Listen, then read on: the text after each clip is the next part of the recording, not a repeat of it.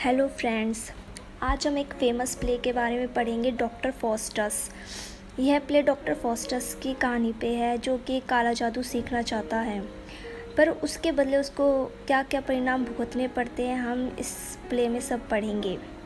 तो फ्रेंड्स, अब हम शुरू करते हैं। तो ये कहानी अब शुरू होती है कि एक डॉक्टर फॉस्टस होते हैं, जो जर्मनी में रहने वाला एक वेल रिस्पेक्टेड स्कॉलर था। उसे 4 चीज़ों में काफ़ी महारत हासिल की थी: लॉजिक, मेडिसिन, लॉ और रिलीजन। लेकिन धीरे धीरे उसे इन चारों से बोरियत होने लगी और उसने काला जादू सीखने का फैसला कर लिया। वह अपने दोस्तों वाल्डेस और कॉर्नेलियस के पास गया और उनसे काला जादू सीखने लगा। कुछ समय के बाद उसने अपनी विद्या से मेफिस्टोफेलिस नाम के नर्क में रहने वाले एक डेविल को बुलाया। फॉस्टस ने उससे कहा कि वह शैतानों के प्रिंस ल्यूसीफर के पास जाए, जो नर्क का मालिक भी था, और उससे फॉस्टस की एक डील करवा दे।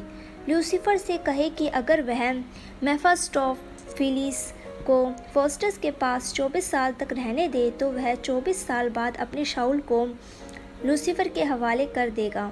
यह सुनकर मेफिस्टोफेलिस उसे चेतावनी देता है कि इस तरह की डील के बहुत भयंकर परिणाम हो सकते हैं, लेकिन फॉस्टस उसकी बातों को इग्नोर कर देता है। वह सोचता है कि अगर मेफिस्टोफेलिस 24 साल तक उसके साथ रहेगा तो वह उसके ज़रिए बहुत कुछ हासिल कर पाएगा। अंततः वह उसे लूसीफर के पास जाने के लिए कहता है। इसके बाद मेफिस्टोफेलिस नर्क में लूसीफर के पास जाता है और फॉस्टस के ऑफ़र के बारे में बताता है। लूसीफर यह डील स्वीकार कर लेता है। वापस आकर मेफिस्टोफेलिस फॉस्टस को बताता है कि लूसीफर ने उसकी डील मान ली है और अब वह 24 साल तक उसके साथ रहेगा। फिर वह फॉस्टस को डील का एक पर्चा देता है, जिस पर वह अपने खून से हस्ताक्षर करता है, और इस तरह वह अपनी आत्मा शैतान के हाथों बेच देता है। उसके ऐसा करते ही उसकी बाजू पर होमोफ्यूज नाम के शब्द अंकित हो जाते हैं, जिसका मतलब था हे मानव उड़ो, मतलब काली शक्ति पाओ। मगर अब फॉस्टस को अपने इस काम के लिए पछतावा होने लगता है। उसे लगता है कि कहीं उसने कुछ गलत तो नहीं कर दिया। लेकिन तभी मेफिस्टोफेलिस उसे महंगे महंगे गिफ्ट देने लगता है। इससे फॉस्टस खुश हो जाता है और उसे लगता है उसने सब ठीक किया है। एक दिन मेफिस्टोफेलिस उसे एक दुर्लभ मंत्रों की एक किताब भी देता है और उसे कहता है कि उन्हें याद करके उनका प्रयोग करें। इसी बीच फॉस्टस का नौकर वैगनर भी उसकी किताब से कुछ स्पेल्स याद कर लेता है और उनकी मदद से रॉबिन नाम के एक क्लाउन को अपने वश में कर लेता है और उससे तरह तरह के काम लेता है। फॉस्टस अक्सर मेफिस्टोफेलिस से संसार के रहस्यों के बारे में पूछता रहता है।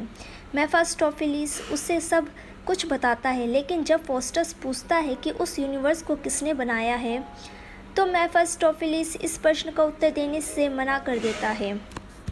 इससे फॉस्टस को लगता है कि कहीं सच में इसका उत्तर गॉड तो नहीं है, जिस पर उसका विश्वास खत्म सा हो गया था। उसे सोचा था कि मेफिस्टोफेलिस इस संसार के बनने का कोई और रीज़न बताएगा। फॉस्टस फिर से डरने लगता है और खुद पर शक और संदेह करने लगता है। लेकिन तभी मेफिस्टोफेलिस लूसीफर की सहायता से 7 डेडली सीन्स को बुलाता है। उन सब को देखकर फॉस्टस को लूसीफर की शक्ति पर फिर से विश्वास हो जाता है, क्योंकि लूसीफर ही इन 7 महापापों को कंट्रोल करता है, इसलिए वह हर शक्ति से जीत सकता था। धीरे धीरे फॉस्टस को अपनी पावर का घमंड हो जाता है। वह मेफिस्टोफेलिस के साथ दूसरे यूरोपियन देशों का यात्रा करने लगता है।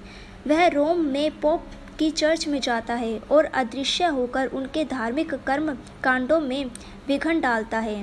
वह पवित्र भोज से खाना चुरा कर खाता है और पोप के कानों को मरोड़कर उसका मजाक उड़ाता है। वह दिखाना चाहता था कि ईश्वर कुछ नहीं होता और वह उसका कुछ नहीं बिगाड़ सकता। इसके बाद उस दूसरे देशों के राजा और राजकुमार उसे अपने यहाँ आमंत्रित करते हैं। सबको उसकी शक्तियों की खबर हो गई थी। वे उसका जादू देखना चाहते थे और उससे दोस्ती रखना चाहते थे। एक दिन फॉस्टस को जर्मनी के बादशाह चार्ल्स वी ने अपने दरबार में इनवाइट किया।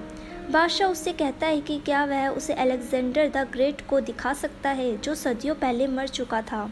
फोस्टस अपने काले जादू से वहां अलेक्जेंडर द ग्रेट की एक इमेज प्रकट कर देता है। सब उसे देखकर स्तब्ध रह जाते हैं और फोस्टस से काफ़ी प्रभावित हो जाते हैं। लेकिन तभी एक नाइट मतलब योद्धा फोस्टस को उसके काले जादू के लिए क्रिटिसाइज करता है और इसे इमोरल कहता है।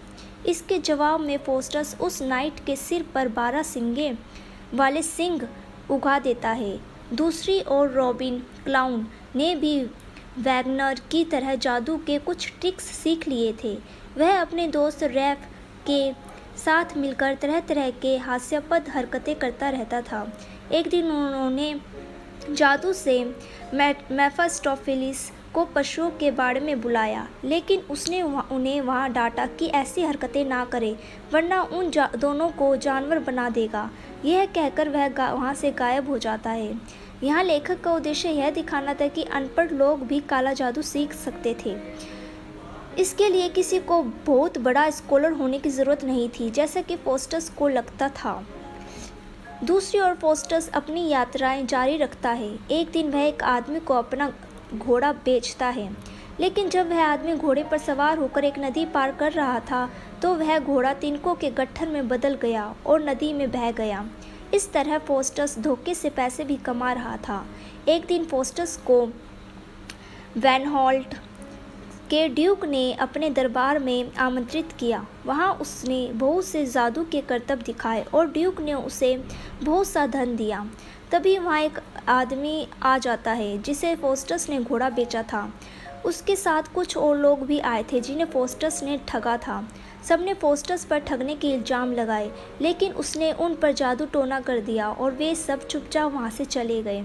इसी तरह फोस्टस के 23 साल बीत गए और ल्यूसीफर के साथ डील का 24th ईयर शुरू हो गया। एक दिन फोस्टस स्कॉलर्स के एक ग्रुप के सामने अपने काले जादू का प्रदर्शन कर रहा था। उसने विश्व विख्यात सुंदरी हेलेन ऑफ ट्रॉय को वहां बुलाया। सब लोग उसे देखकर मंत्रमुग्ध रह गए। लेकिन तभी एक बूढ़े ने फोस्टस को इस तरह के काम ना करने के लिए कहा और कहा कि वह इसके लिए पश्चाताप करे, परंतु फोस्टस ने उसे वहां से भेज दिया। इसके बाद उसने उन स्कॉलर्स को ल्यूसीफर के साथ हुई अपनी डील के बारे में बताया। यह सुनकर सब स्कॉलर्स भयभीत हो गए। उन्होंने कहा कि वे उसके लिए प्रार्थना करेंगे ताकि वह नर्क जाने से बच सके।